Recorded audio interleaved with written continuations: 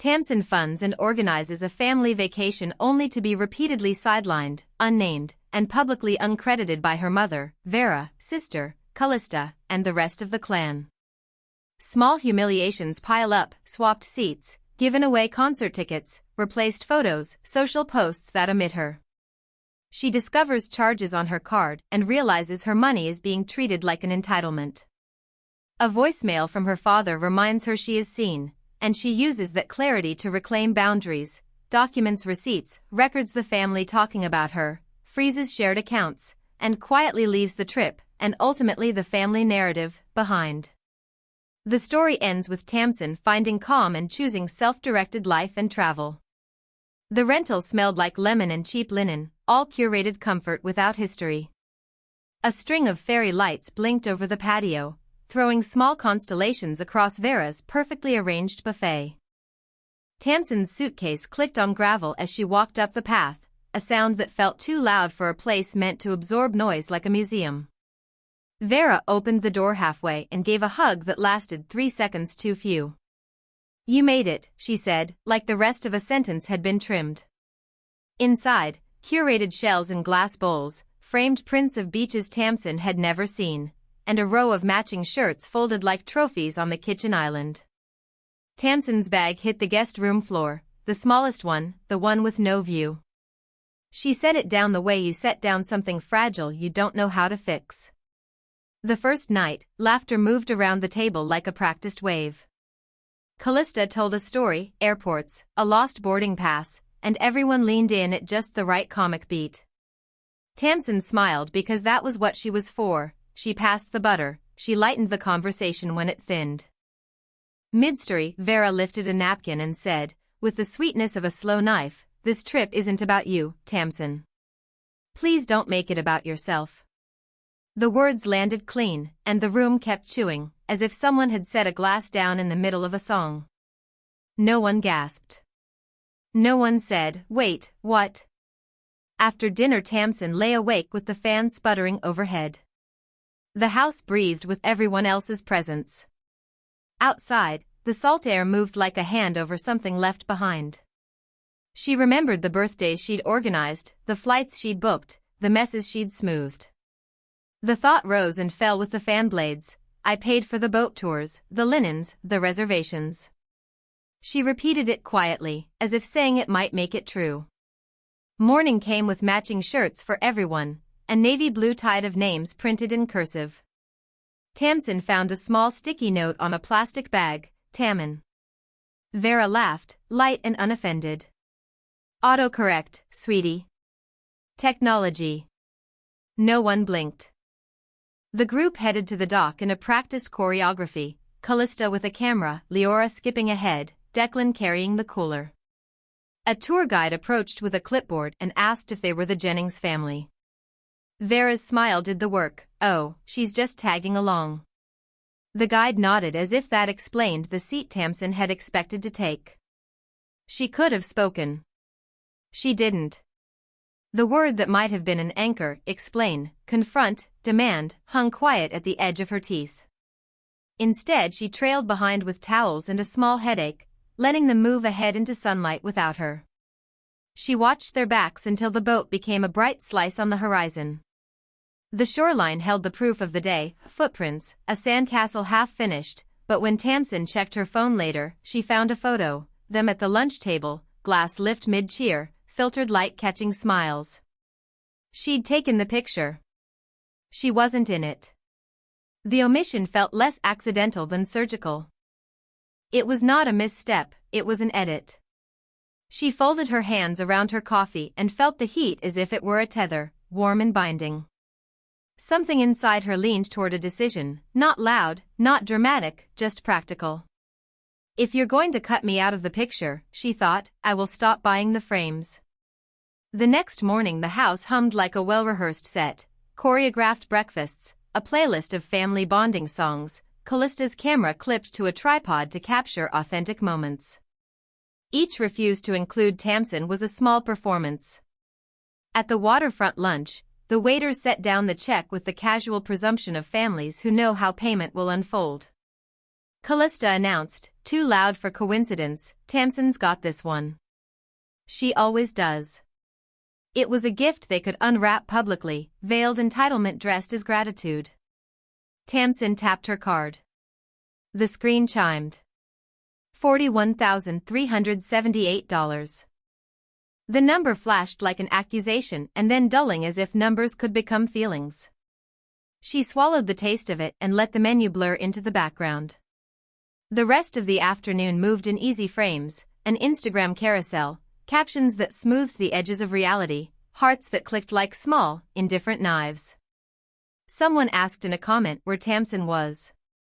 The comment blinked into being, then disappeared. She didn't blame the trolls. She blamed the ease with which her presence could be erased. By nightfall she sat on the back steps and opened her banking app. The boat tour they'd just praised as a surprise? Her name glowed on the receipt. $780, paid from her backup card.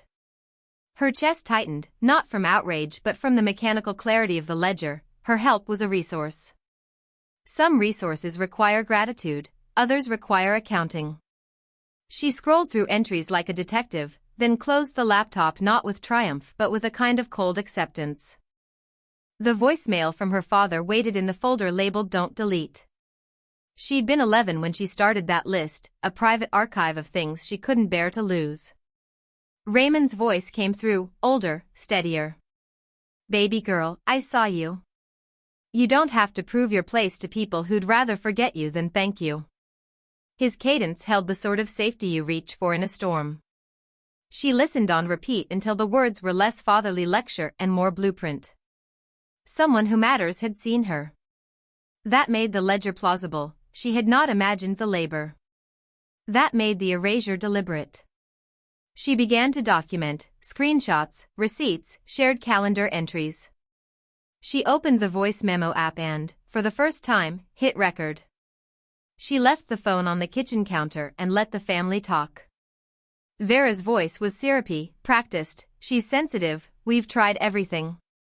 Callista supplied the anecdote like a cue. Leora chimed in with a childish mimicry of sorrow. The tape captured ease, the worst kind of cruelty, the one that had been rehearsed until truth bent to fit. That night, the house felt like a stage with invisible ropes. Tamsin could have confronted them, she didn't. She could have stormed out. She didn't. Instead she opened the family shared accounts and scrolled to the one no one seemed to read, the finances. It was an ordinary list with extraordinary power.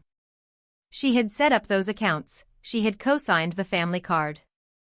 Her hands hovered over keys and then moved with the unemotional precision of someone who had practiced calm. She froze one account, then another. She revoked access to grocery deliveries. She removed her name from budgets and spreadsheets no longer worthy of her labor. The decisions were quiet, not performative, but they carried an immediate consequence. She tried to imagine the morning when no one could order a ride or book a last-minute reservation, and inside the imagining there was not triumph so much as a clearing. If you won't name me, then you won't be able to spend me into silence.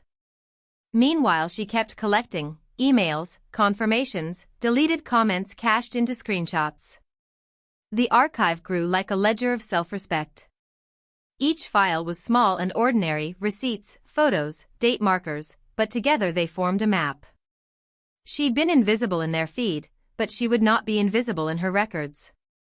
The next step required less drama and more timing. At dinner they asked why the mood had shifted. Tamsin placed a bowl on the table and felt the weight of all the unpaid sentences in the room. You seem distant, Vera said, and this time distance was the accusation. Tamsin's reply was quieter than the question deserved. I'm not distant. I'm ending the bookkeeping. She set her phone on the table and pressed play.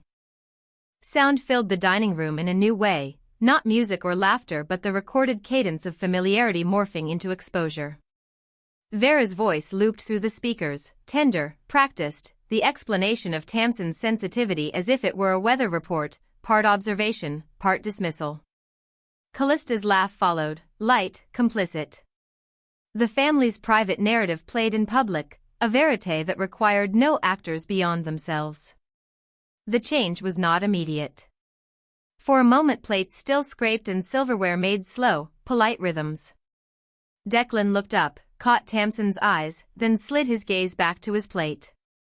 Callista's phone sat on the tripod a few feet away, recording everything for a reel that would later receive captions like family bonding and heart.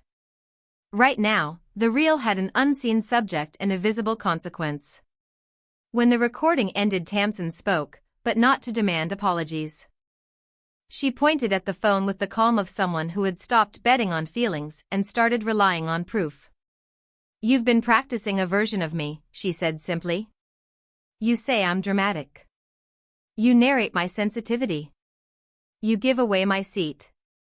You spend my money and then thank me as if that erases the ledger." The words landed differently because they were not an accusation so much as a report. She had evidence and she used it like a tool, not a weapon. Vera sputtered, the controlled outrage of someone accustomed to being both accused and forgiven without consequence. Callista reached for the phone as if she could rewind reality. Leora blinked, legs swinging under the table, unaware entirely of the economics of belonging. The family fractured into predictable defenses, gaslighting, jokes, appeals to tradition. The usual chorus. Tamsin had rehearsed none of that. She had rehearsed records. But the midpoint twist came less from the play of voices than from an internal, irreversible shift. Tamsin realized she no longer wanted to be seen only in reaction to them, the unpaid labor that made their lives more picturesque. She wanted to be seen by herself. The voicemail from her father ceased to be background consolation and became a compass. Seeing was not the same as tolerating. She could have read a manifesto. Instead, she walked a quiet administrative path. She went to the laptop in her room, logged into accounts, and executed changes with surgical care. She froze the shared card, not with a dramatic flourish but with the clinical confirmation of status changed to inactive. She removed recurring transfers, cancelled autopayments, revoked Vera's backup card privileges. Each click held no malice, only boundaries. The ripple would be mild today and sharp tomorrow, but the choice was made. Callista discovered a declined charge mid-brunch, a failed attempt to buy an Airbnb add-on that had always been paid without thought. Her phone lit with a rotation of declined messages. Vera tried to check out at the resort and found her card denied. Instructions she had taken for granted were suddenly not automatic. Confusion rippled, urgency followed.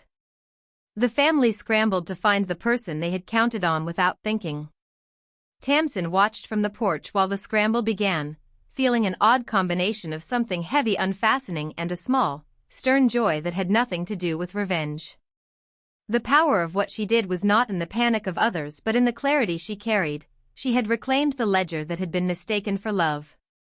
They were scrambling because she'd finally assigned value to herself. When they came back, accusations hovered around their mouths like gnats. "Why would you do this?" Vera demanded, voice tight with embarrassment. Callista accused her of dramatics. Declan offered the closest thing to contrition he could reach, an apology punctuated with a request to fix it all. Tamsin didn't break. Instead, she moved through the simplest of acts. She packed lightly, zipped a suitcase closed, and put a return ticket in the folder where a refund would never be requested. The shift was small. The consequence would be large.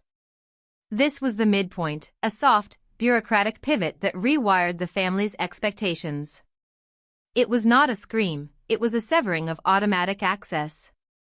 Tamsin had not burned bridges, she'd locked doors the family always assumed would be open. The trick of it was that restraint felt louder than any shout. By the time they realized the ledger mattered, she'd already decided she did too. The house that evening hummed with a frantic energy that felt like spilled marbles. Vera paced from sink to table, hands finding dishes to dry when nothing needed drying. Callista refreshed banking apps like a frantic magpie. Declan made calls that scraped at old loyalties. Their panic had a rhythm. Tamsin observed it the way one observes weather, predictable in its patterns and shallow in its cause. At dinner, the air was thick with questions that used to be invitations. Vera's voice hovered on the edge of civility. "We didn't think you wanted to be here," she said, as if the truth could be rerouted into an excuse. "You've been so distant." Callista's eyes were a practiced mix of hurt and calculation. They tried to make the problem about her mood, about something internal the family could fix through smiles and brunch plans. But Tamsin had unlearned the reflex to fix their discomfort at the price of her own boundaries. She placed a fresh platter in the middle of the table and let it be an anchor for what would come next. "I'm not distant," she said. "I'm done subsidizing my own invisibility." Conversation stalled the way a tide hesitates before it turns. Declan swallowed and set down his fork. Leora, who had been performing a small cheer to a song stuck in her head, paused to watch adults rearrange the rules. Callista attempted to charm and distract. "We can reinstate everything. Just a quick transfer and we're back." She offered quick solutions because immediate fixes would preserve the old order. Tamsin shook her head slowly. "This isn't about money," she said, which was true and not true all at once. Money was the symptom and acknowledgement the cure. She let the silence hang to press the point. "It's about not being part of the story you tell." Vera's reply was a practiced blend of guilt and entitlement. "We've always wanted what's best for you," she said, the sentence heavy with selective memory. "We thought we were protecting you." The phrase contained a familiar tactic, wrap control in the rhetoric of care. The family tried the usual maneuvers, guilt, staged remorse, appeals to tradition, but the ledger had already rewritten the terms. Tamsin did not need their contrition to validate her decision. Her actions from here on were quieter and more decisive. She left live copies of the receipts on the kitchen table, not to shame but to show, the itinerary, the boat receipts, the concert confirmation. She'd organized and paid for things and no one had named her. She wanted clarity more than drama. Vera tried to tear them up in frustration. Callista attempted to spin the books with a flourish of fingers. Declan argued logistics as if logistics could contain moral omissions. The family's facade began to crumble in small ways. A group chat thread filled with frantic emojis. A travel agent called to say a payment failed. Callista's brand collaboration scramble met a merchant's polite refusal, card declined. When the night grew toward collapse, voices rose into the kind of panic that looks for someone to fix it on the spot. They looked to Tamsin as if she were still the automatic valve that supplied ease. She could have been the savior. She chose something else. She moved through the house and packed with deliberately ordinary motions, folding a shirt, zipping a suitcase, placing a pair of shoes by the door. Each motion was an argument made without heat. She felt no triumph, only a steadiness that felt like a new backbone forming. Outside the window the moon swung low, indifferent and constant. She had not orchestrated their panic to hurt them. She'd closed access because she'd grown tired of being the invisible infrastructure for their happiness. When the family confronted her at the doorway, a chorus of pleas and accusations and a single, near-broken apology from Declan, she listened. She answered in a way that would end the conversation without theatrics. "I'll be at the airport at dawn." No speech. No public humiliation. Just an itinerary. They asked for a reason. She pointed at the receipts and at the phone files labeled emotional overdrafts and unedited. They could choose to read or not. She had already chosen. Overnight, the house did not combust with drama. It smoldered in a quieter way, disharmony that would demand accommodation. Tamsin slept for the first time in days without replaying insults and erasures. There was no scream, only the sound of her own steady breath. The climb to the climax had been built on small, bureaucratic ruptures, and now it was time for the unavoidable consequence, what it looks like when a household loses the infrastructure that sustained its illusion. Dawn was an animal that moved slow and true. Tamsin woke before anyone else, the house breathing shallow behind closed doors. Her suitcase leaned like an attentive companion, already sealed. She dressed in the kind of clothes that held no performance, jeans, a shirt that had pockets for needing nothing, shoes worn at the heels. The world outside the window was softened by fog, the ocean beyond held its usual secrets. She left a note under the salt shaker, short, factual. No flourish. No demand. She wrote what was true: you used my labor and my money and called both love. I won't anymore. No judgment. Just an account statement. Then she closed the door and walked through the quiet house. In the driveway, a flurry began without spectacle. Vera's voice sent across the yard, small and urgent. Callista's phone buzzed with a failed cart alert the way a siren wants to be human. Declan paced and tried to manage what had always been managed by someone else's resources. The family was in the messy business of learning consequence, and they did it without ceremony: texts, calls, second attempts that bounced like bad jokes. For them the world had become administrative, for Tamsin it felt like a clearing. At the airport she moved through security with the calm of someone who had reallocated her energy. A clerk asked for ID, smiled like service is a ritual of small kindnesses. Tamsin accepted each ordinary kindness with a quiet gratitude. She sat on a bench and opened a folder on her phone labeled Proof, a cold repository of receipts and voice memos, a private museum of labor she had carried. The plane would soon lift her above the place where her kindness had been monetized. Back at the house, the panic curved into a public scramble. There were calls to friends and neighbors, invitations copied and pasted into group messages, attempts to substitute funds. Callista's brand partners circled, confused by the sudden absence of a planned promotional piece. Declan called their cousin, asked for a favor. Vera, always practiced at diplomacy, left a voicemail thick with manipulative apology that tried to wring her way back into control. Tamsin saw the message come through her phone, read a few lines, and then swiped it away unread. She didn't need closure from the person who used kindness as currency. The climax did not peak with an accusation hurled across a table. It arrived in the quiet, practical collapse of systems that had run on the assumption of endless access. The family's illusions were less theatrical than banal, the ease of taking for granted someone who would never ask for credit. The fall of that assumption made their life coordinate with reality: messy, inconvenient, honest. A neighbor approached Tamsin in the parking lot when she returned to fetch forgotten items. "Are you okay?" she asked. There was concern, not curiosity. Tamsin realized she was okay in a new way, not repaired by apology but regulated by choice. The neighbor's question had the gentle sound of an exhale. "Yes," Tamsin said, and the word landed like an anchor. The night after she left, the family posted a collage with captions that hummed with contrition and anxiety. There were attempts to reclaim narrative, hashtags about healing, images with blurry captions promising conversations. The comments swelled with performative concern from friends who had never known the ledger. But the thing about administrative boundaries is that they are not undone by hashtags. A frozen account does not thaw when someone says sorry, it reactivates only when action follows. Tamsin did not log on to read their attempts. She walked through an airport concourse and chose a coffee shop she'd never visited in the city she'd landed in. The barista handed her a cup and asked something small: where she was headed.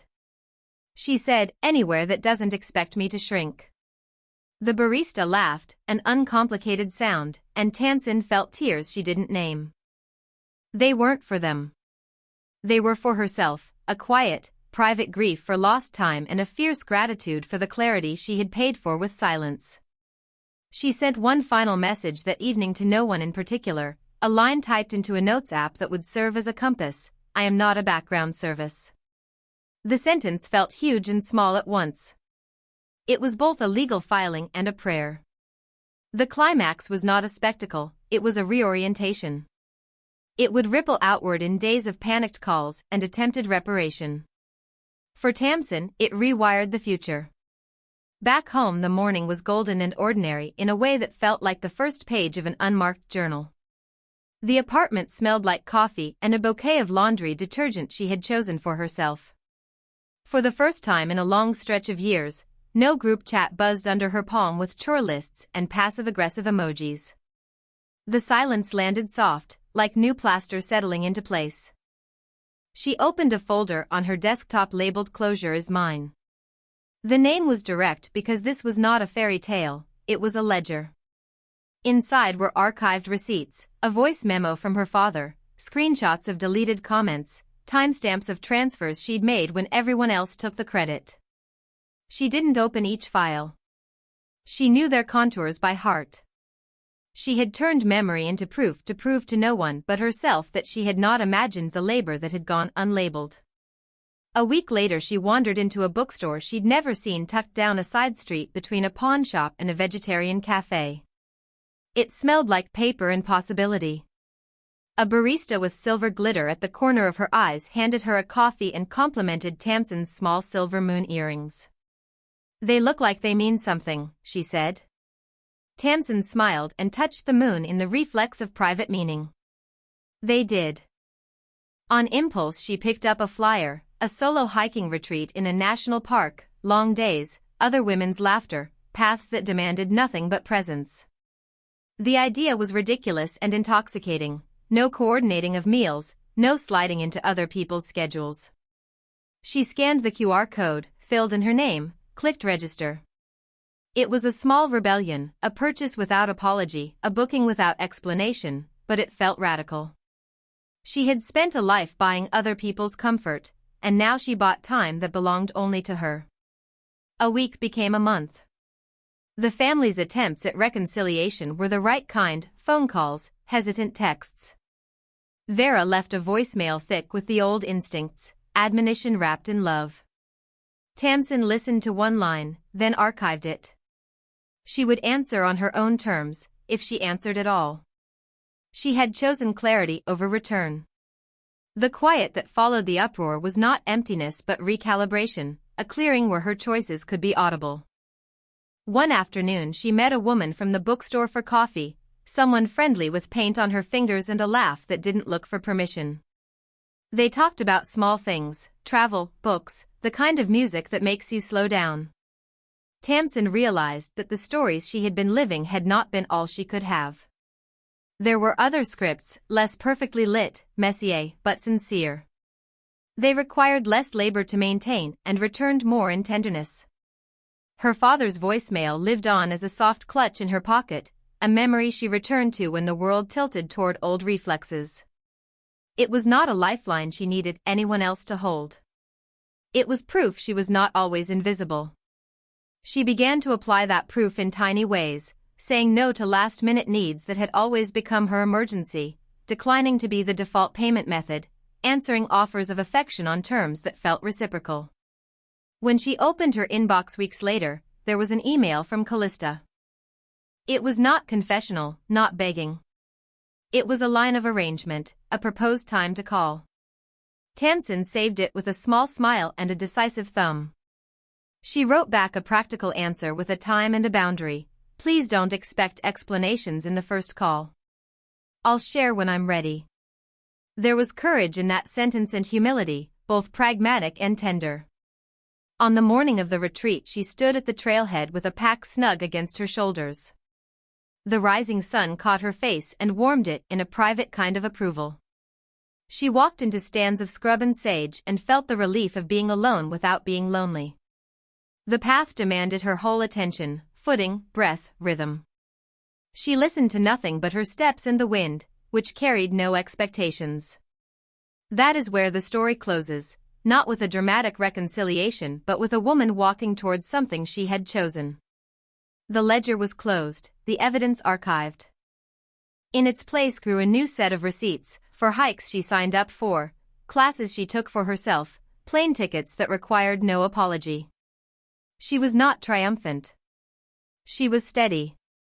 The family's house of shared assumptions would continue in its orbit without her as it had before. But Tamsin had switched roles, from invisible infrastructure to an agent who paid her own fare. She'd left without slamming a door. She'd removed the hinges. The quiet that followed was not revenge. It was an expansive breath that, for once, belonged entirely to her.